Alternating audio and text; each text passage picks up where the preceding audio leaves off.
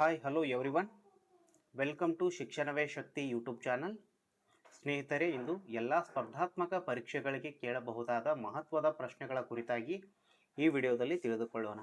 Important questions for all competitive exams ಅಂದರೆ ಎಲ್ಲ competitive ಎಕ್ಸಾಮ್ಗಳಿಗೆ ಅನುಕೂಲಕರವಾಗುವಂತಹ ಹಾಗೂ ಎಲ್ಲ ಸ್ಪರ್ಧಾತ್ಮಕ ಪರೀಕ್ಷೆಗಳಲ್ಲಿ ಕೇಳಬಹುದಾದಂತಹ ಪ್ರಶ್ನೆಗಳ ಕುರಿತಾಗಿ ಈ ವಿಡಿಯೋದಲ್ಲಿ ಇಂದು ತಿಳಿದುಕೊಳ್ಳೋಣ. ಎಲ್ಲ ಸ್ಪರ್ಧಾತ್ಮಕ ಪರೀಕ್ಷೆಗಳಂದರೆ STC ಆಗಿರಬಹುದು, FDC ಆಗಿರಬಹುದು, KS ಆಗಿರಬಹುದು, IAS ಆಗಿರಬಹುದು, KSET ಎಕ್ಸಾಮ್ ಆಗಿರಬಹುದು, ನೆಟ್ ಎಕ್ಸಾಮ್ ಆಗಿರಬಹುದು ಅಥವಾ ಇತರೆ ಯಾವುದೇ ಸ್ಪರ್ಧಾತ್ಮಕ ಪರೀಕ್ಷೆ ಆಗಿರಬಹುದು, ಅಲ್ಲಿ ಕೇಳಬಹುದಾದಂತಹ ಮಹತ್ವದ ಪ್ರಶ್ನೆಗಳ ಕುರಿತಾಗಿ ಇಂದು ಈ ವಿಡಿಯೋದಲ್ಲಿ ತಿಳಿದುಕೊಳ್ಳೋಣ. ಪ್ರಶ್ನೆ: ತಿಮ್ಮಪ್ಪ ನಾಯಕ ಮತ್ತು ಮರಿಯಪ್ಪರು 1935ರಲ್ಲಿ ನಡೆದ ಯಾವ ದಂಗೆಯ ನಾಯಕತ್ವವನ್ನು ವಹಿಸಿದ್ದರು? ಆಯ್ಕೆ 1 ಸೂಪದಂಗೆ, ಆಯ್ಕೆ 2 ಬೆಳಗುತ್ತಿ ಬಂಡಾಯ, ಆಯ್ಕೆ 3 ನರಗುಂದ ಬಂಡಾಯ, ಆಯ್ಕೆ 4 ಕಿತ್ತೂರು ಬಂಡಾಯ. ಸ್ನೇಹಿತರೆ, ಉತ್ತರ ತಾವು ಗೆಸ್ ಮಾಡಬಹುದು. ತಿಮ್ಮಪ್ಪ ನಾಯಕ ಮತ್ತು ಮರಿಯಪ್ಪರು 1935ರಲ್ಲಿ ನಡೆದ ಯಾವ ದಂಗೆಯ ನಾಯಕತ್ವವನ್ನು ವಹಿಸಿದ್ದರು? ಸರಿಯಾದ ಉತ್ತರ ಹೀಗಿದೆ. ತಿಮ್ಮಪ್ಪ ನಾಯಕ ಮತ್ತು ಮರಿಯಪ್ಪರು 1935ರಲ್ಲಿ ಆಯ್ಕೆ 2 ಬೆಳಗುತ್ತಿ ಬಂಡಾಯದ ನಾಯಕತ್ವವನ್ನು ಇವರು ವಹಿಸಿದ್ದರು. ಇನ್ನು ಎರಡನೇ ಪ್ರಶ್ನೆ ಹೀಗಿದೆ: ಭೀಮರಾಯರು ಸಂಬಂಧಿಸಿದ ಬಂಡಾಯ ಯಾವುದು? ಆಯ್ಕೆ 1 ಬೆಳಗುತ್ತಿ ಬಂಡಾಯ, ಆಯ್ಕೆ 2 ಸೂಪದಂಗೆ, ಆಯ್ಕೆ 3 ಸಿಂದಗಿ ಬಂಡಾಯ, ಆಯ್ಕೆ 4 ಮುಂಡರಗಿ ಬಂಡಾಯ. ಸ್ನೇಹಿತರೆ, ತಾವು ಉತ್ತರವನ್ನು ಗೆಸ್ ಮಾಡಬಹುದು. ಪ್ರಶ್ನೆ ಮತ್ತೊಮ್ಮೆ ಹೇಳ್ತೀನಿ. ಭೀಮರಾಯರು ಸಂಬಂಧಿಸಿದ ಬಂಡಾಯ ಯಾವುದು? ಆಯ್ಕೆ 1 ಬೆಳಗುತ್ತಿ ಬಂಡಾಯ, ಆಯ್ಕೆ 2 ಸೂಪದಂಗೆ, ಆಯ್ಕೆ 3 ಸಿಂದಗಿ ಬಂಡಾಯ, ಆಯ್ಕೆ 4 ಮುಂಡರಗಿ ಬಂಡಾಯ. ಸರಿಯಾದ ಉತ್ತರ ಆಯ್ಕೆ 4 ಮುಂಡರಗಿ ಬಂಡಾಯ. ಸ್ವತಂತ್ರ ಪೂರ್ವ ಸಂಗ್ರಾಮದ ಅವಧಿಯಲ್ಲಿ ಕರ್ನಾಟಕದಲ್ಲಿ ನಡೆದಂಥ ಸಶಸ್ತ್ರ ದಂಗೆಗಳಲ್ಲಿ ಬರುವಂತಹ ಒಂದು ಬಂಡಾಯವಾಗಿದೆ. ಸ್ನೇಹಿತರೆ, ನೆಕ್ಸ್ಟ್ ಪ್ರಶ್ನೆ: ಕೃಷ್ಣಪುರದ ತಿರುಮಲರಾಯ, ಶಿವಲಿಂಗಯ್ಯ, ಮೇಘಶ್ಯಾಮ್ ದೇಶಮುಖರು ಭಾಗವಹಿಸಿದ ಬಂಡಾಯ ಯಾವುದು? ಪ್ರಶ್ನೆ ಮತ್ತೊಮ್ಮೆ: ಕೃಷ್ಣಪುರದ ತಿರುಮಲರಾಯ, ಶಿವಲಿಂಗಯ್ಯ, ಮೇಘಶ್ಯಾಮ ದೇಶಮುಖರು ಭಾಗವಹಿಸಿದ ಬಂಡಾಯ ಯಾವುದು? ಆಯ್ಕೆ 1 ನಿಪ್ಪಾಣಿ ಬಂಡಾಯ, ಆಯ್ಕೆ 2 ಬಾದಾಮಿ ದಂಗೆ, ಆಯ್ಕೆ 3 ಸಿಂದಗಿ ಬಂಡಾಯ, ಆಯ್ಕೆ 4 ಕೊಡಗು ಬಂಡಾಯ. ಸ್ನೇಹಿತರೆ, ಸರಿಯಾದ ಉತ್ತರವನ್ನು ಗೆಸ್ ಮಾಡ್ಬೋದು. ಸರಿಯಾದ ಉತ್ತರ ಹೀಗಿದೆ: ಕೃಷ್ಣಪುರದ ತಿರುಮಲರಾಯ, ಶಿವಲಿಂಗಯ್ಯ, ಮೇಘಶ್ಯಾಮ್ ದೇಶಮುಖರು ಭಾಗವಹಿಸಿದ ಬಂಡಾಯ ಆಯ್ಕೆ 3 ಸಿಂದಗಿ ಬಂಡಾಯದಲ್ಲಿ ಇವರು ಪ್ರಮುಖರಾಗಿ ಭಾಗವಹಿಸಿರುತ್ತಾರೆ.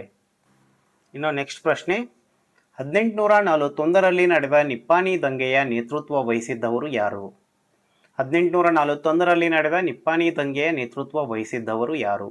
ಆಯ್ಕೆ 1 ನಾನಾ ಸಾಹೇಬ್, ಆಯ್ಕೆ 2 ಹನುಮಂತರಾವ್, ಆಯ್ಕೆ 3 ಬಾಬಾ ಸಾಹೇಬ್, ಆಯ್ಕೆ 4 ರಘುನಾಥರಾವ್. ಉತ್ತರವನ್ನು ಗೆಸ್ ಮಾಡ್ಬೋದು. 1841ರಲ್ಲಿ ನಡೆದ ನಿಪ್ಪಾಣಿ ದಂಗೆಯ ನೇತೃತ್ವ ವಹಿಸಿದ್ದವರು ಯಾರು?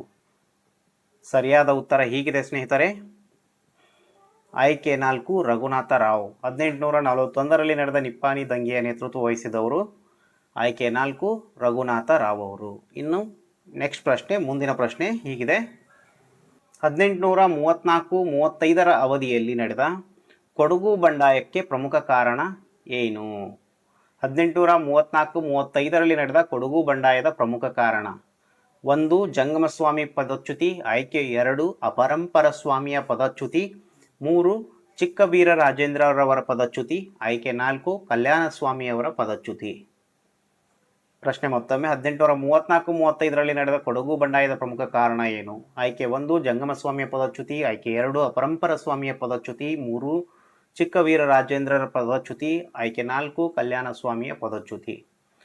ಸರಿಯಾದ ಉತ್ತರ ಹೀಗಿದೆ: ಆಯ್ಕೆ 3 ಚಿಕ್ಕವೀರ ರಾಜೇಂದ್ರರವರ ಪದಚ್ಯುತಿಯಿಂದಾಗಿ 1834-35ರಲ್ಲಿ ಕೊಡಗು ಬಂಡಾಯವಾಗುತ್ತದೆ. ಸ್ನೇಹಿತರೆ, ಮುಂದಿನ ಪ್ರಶ್ನೆ: ನಗರ ದಂಗೆ ನಡೆದ ಅವಧಿ. ನಗರ ದಂಗೆ ನಡೆದ ಅವಧಿ ಆಯ್ಕೆ 1 ಹೀಗಿದೆ: 1835ರಿಂದ 1837, ಆಯ್ಕೆ 2 1841ರಿಂದ 1842, ಆಯ್ಕೆ 3 1799ರಿಂದ 1802, ಆಯ್ಕೆ 4 1830ರಿಂದ 1831. ಸ್ನೇಹಿತರೆ ಉತ್ತರವನ್ನು ಗೆಸ್ ಮಾಡ್ಬೋದು. ನಗರ ದಂಗೆ ನಡೆದ ಅವಧಿ ಎಷ್ಟು? ಸರಿಯಾದ ಉತ್ತರ ಹೀಗಿದೆ. ನಗರ ದಂಗೆ ನಡೆದ ಅವಧಿ ಆಯ್ಕೆ 1 1830ರಿಂದ 1831 ಅವಧಿಯಲ್ಲಿ ಈ ನಗರ ದಂಗೆ ನಡೆಯುತ್ತದೆ. ಸ್ನೇಹಿತರೆ ಮುಂದಿನ ಪ್ರಶ್ನೆ ಹೀಗಿದೆ. ಹಲಗಲಿ ಬೇಡರ ದಂಗೆ ನಡೆದ ವರ್ಷ ಯಾವುದು? ಪ್ರಶ್ನೆ, ಹಲಗಲಿ ಬೇಡರ ದಂಗೆ ನಡೆದ ವರ್ಷ ಯಾವುದು? ಆಯ್ಕೆ 1 1841ನೇ ಇಸ್ವಿ, ಆಯ್ಕೆ 2 1935ನೇ ಇಸ್ವಿ, ಆಯ್ಕೆ 3 1857ನೇ ಇಸ್ವಿ, ಆಯ್ಕೆ 4 1835ನೇ ಇಸ್ವಿ. ಸ್ನೇಹಿತರೆ ಉತ್ತರವನ್ನು ತಾವು ಗೆಸ್ ಮಾಡ್ಬೋದು. ಹಲಗಲಿ ಬೇಡರ ದಂಗೆ ನಡೆದ ವರ್ಷ ಯಾವುದು? ಸರಿಯಾದ ಉತ್ತರ ಹೀಗಿದೆ. ಹಲಗಲಿ ಬೇಡರ ದಂಗೆ ನಡೆದ ವರ್ಷ ಆಯ್ಕೆ 3 1857. 1857ರಲ್ಲಿ 57ರ ಸಮಯದಲ್ಲಿ ಈ ಹಲಗಲಿ ಬೇಡರ ದಂಗೆ ನಡೆಯುತ್ತದೆ. ಸ್ನೇಹಿತರೆ ಮುಂದಿನ ಪ್ರಶ್ನೆ ಹೀಗಿದೆ. ಬಾದಾಮಿ ದಂಗೆಯ ರೂವಾರಿ ಯಾರು? ಪ್ರಶ್ನೆ ಮತ್ತೊಮ್ಮೆ, ಬಾದಾಮಿ ದಂಗೆಯ ರೂವಾರಿ ಯಾರು? ಆಯ್ಕೆ 1 ನರಸಿಂಗ ದತ್ತಾತ್ರೇಯ ಪಾಟ್ಕರ್, ಆಯ್ಕೆ 2 ಪುಟ್ಟಬಸಪ್ಪರವರು, ಆಯ್ಕೆ 3 ಸಾದರಮಲ್ಲ, ಆಯ್ಕೆ 4 ಕಲ್ಯಾಣಸ್ವಾಮಿ. ಸ್ನೇಹಿತರೆ ತಾವು ಉತ್ತರವನ್ನು ಗೆಸ್ ಮಾಡಬಹುದು. ಬಾದಾಮಿ ದಂಗೆಯ ರೂವಾರಿ ಯಾರು? 1 ನರಸಿಂಗ ದತ್ತಾತ್ರೇಯ ಪಾಟ್ಕರ್, 2 ಪುಟ್ಟಬಸಪ್ಪ, 3 ಸಾದರಮಲ್ಲ, 4 ಕಲ್ಯಾಣಸ್ವಾಮಿ. ಸರಿಯಾದ ಉತ್ತರ ಹೀಗಿದೆ. ಬಾದಾಮಿ ದಂಗೆಯ ರೂವಾರಿಯವರು ನರಸಿಂಗ ದತ್ತಾತ್ರೇಯ ಪಾಟ್ಕರ್ ಅವರು ಈ ಬಾದಾಮಿ ದಂಗೆಯ ರೂವಾರಿಯಾಗಿರುತ್ತಾರೆ. ಸ್ನೇಹಿತರೆ ಮುಂದಿನ ಪ್ರಶ್ನೆ ಹೀಗಿದೆ. ಬ್ರಿಟಿಷ್ ಅಧಿಕಾರಿ ಥ್ಯಾಕರೆ ಇವರ ಅಂತ್ಯಕ್ರಿಯೆ ಎಲ್ಲಿ ನಡೆಯಿತು?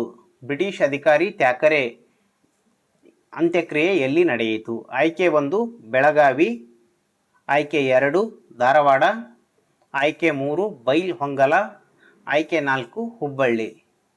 ಬ್ರಿಟಿಷ್ ಅಧಿಕಾರಿ ಥ್ಯಾಕರೆಯವರ ಅಂತ್ಯಕ್ರಿಯೆ ಎಲ್ಲಿ ನಡೆಯಿತು? ಆಯ್ಕೆ 1 ಬೆಳಗಾವಿ, ಆಯ್ಕೆ 2 ಧಾರವಾಡ, ಆಯ್ಕೆ 3 ಬೈಲಹೊಂಗಲ, ಆಯ್ಕೆ 4 ಹುಬ್ಬಳ್ಳಿ. ಸ್ನೇಹಿತರೆ ಉತ್ತರವನ್ನು ಗೆಸ್ ಮಾಡ್ಬೋದು. ಸರಿಯಾದ ಉತ್ತರ ಹೀಗಿದೆ. ಬ್ರಿಟಿಷ್ ಅಧಿಕಾರಿ ಥ್ಯಾಕರೆಯವರ ಅಂತ್ಯಕ್ರಿಯೆ ನಡೆದಿದ್ದು ಧಾರವಾಡದಲ್ಲಿ. ಇನ್ನು ಮುಂದಿನ ಪ್ರಶ್ನೆಗೆ ಹೋಗೋಣ. ಸ್ನೇಹಿತರೆ ಮುಂದಿನ ಪ್ರಶ್ನೆ ಹೀಗಿದೆ. ಮುಂದಿನ ಪ್ರಶ್ನೆ, ಮಲ್ಲ ಸರ್ಜಾನ ಹೆಂಡತಿಯರ ಹೆಸರುಗಳೇನು? ಆಯ್ಕೆ 1 ವೀರಮ್ಮ ಮತ್ತು ಚೆನ್ನಮ್ಮ, ಆಯ್ಕೆ 2 ಗಿರ್ಜಮ್ಮ ಮತ್ತು ಗೌರಮ್ಮ, ಆಯ್ಕೆ 3 ಪಾರಮ್ಮ ಮತ್ತು ವೀರಮ್ಮ, ಆಯ್ಕೆ 4 ಸೀತಮ್ಮ ಮತ್ತು ಚೆನ್ನಮ್ಮ. ಪ್ರಶ್ನೆ ಮತ್ತೊಮ್ಮೆ, ಮಲ್ಲ ಸರ್ಜಾನ ಹೆಂಡತಿಯರ ಹೆಸರುಗಳೇನು? ಆಯ್ಕೆ 1 ವೀರಮ್ಮ ಮತ್ತು ಚೆನ್ನಮ್ಮ, ಆಯ್ಕೆ 2 ಗಿರ್ಜಮ್ಮ ಮತ್ತು ಗೌರಮ್ಮ, ಆಯ್ಕೆ 3 ಪಾರಮ್ಮ ಮತ್ತು ವೀರಮ್ಮ, ಆಯ್ಕೆ 4 ಸೀತಮ್ಮ ಮತ್ತು ಚೆನ್ನಮ್ಮ. ಸ್ನೇಹಿತರ ಉತ್ತರವನ್ನು ಗೆಸ್ ಮಾಡ್ಬೋದು. ಮಲ್ಲ ಸರ್ಜಾನ ಹೆಂಡತಿಯರ ಹೆಸರುಗಳು. ಸರಿಯಾದ ಉತ್ತರ ಆಯ್ಕೆ 1 ವೀರಮ್ಮ ಮತ್ತು ಚೆನ್ನಮ್ಮ. ವೀರಮ್ಮ ಮತ್ತು ಚೆನ್ನಮ್ಮ ಇವರಿಬ್ಬರು ಮಲ್ಲ ಸರ್ಜಾನ ಹೆಂಡತಿಯರಾಗಿರುತ್ತಾರೆ. ಸ್ನೇಹಿತರೆ ತಮಗೆ ಕೊನೆಗೊಂದು ಹಿತನುಡಿ. ಯಾವ ಬಗೆಯ ಶಿಕ್ಷಣದಿಂದ ಚಾರಿತ್ರ್ಯ ರೂಪುಗೊಳ್ಳುತ್ತದೋ ಮನಃಶಕ್ತಿ ವೃದ್ಧಿಯಾಗುವುದು, ಬುದ್ಧಿ ವಿಕಾಸವಾಗುವುದು ಮತ್ತು ಯಾವುದರಿಂದ ನಮ್ಮ ಸ್ವಂತ ಕಾಲ ಮೇಲೆ ನಿಂತುಕೊಳ್ಳಬಲ್ಲೆವು ಅಂತಹ ಶಿಕ್ಷಣ ನಮಗೆ ಅವಶ್ಯಕ ಅಂತ ಸ್ವಾಮಿ ವಿವೇಕಾನಂದರು ಹೇಳುತ್ತಾರೆ. ನಮ್ಮ ಚಾರಿತ್ರ್ಯ, ನಮ್ಮ ಮನಃಶಕ್ತಿ, ನಮ್ಮ ಬುದ್ಧಿ ವಿಕಾಸವಾಗುವುದರ ಜೊತೆಗೆ ನಮ್ಮ ಸ್ವಂತ ಕಾಲ ಮೇಲೆ ನಾವು ನಿಂತುಕೊಂಡು ನಮ್ಮ ಬದುಕನ್ನು ಸ್ವತಂತ್ರವಾಗಿ ಕಟ್ಟಿಕೊಳ್ಳಲು ಅನುಕೂಲಕರವಾಗುವಂತಹ ಶಿಕ್ಷಣ ನಮಗೆ ಅವಶ್ಯಕವಾಗಿರುತ್ತದೆ ಹಾಗೂ ಅನಿವಾರ್ಯವೂ ಆಗಿರುತ್ತದೆ.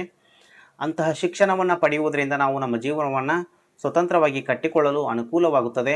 ಅಂತಹ ಶಿಕ್ಷಣ ಪಡೆಯುವುದರಲ್ಲಿ ಯಾವುದೇ ರೀತಿಯ ತಪ್ಪಿಲ್ಲ, ಅದು ಅವಶ್ಯಕವೂ ಹೌದು, ಅನಿವಾರ್ಯವೂ ಹೌದು ಅಂತ ಸ್ವಾಮಿ ವಿವೇಕಾನಂದರು ಹೇಳ್ತಾರೆ.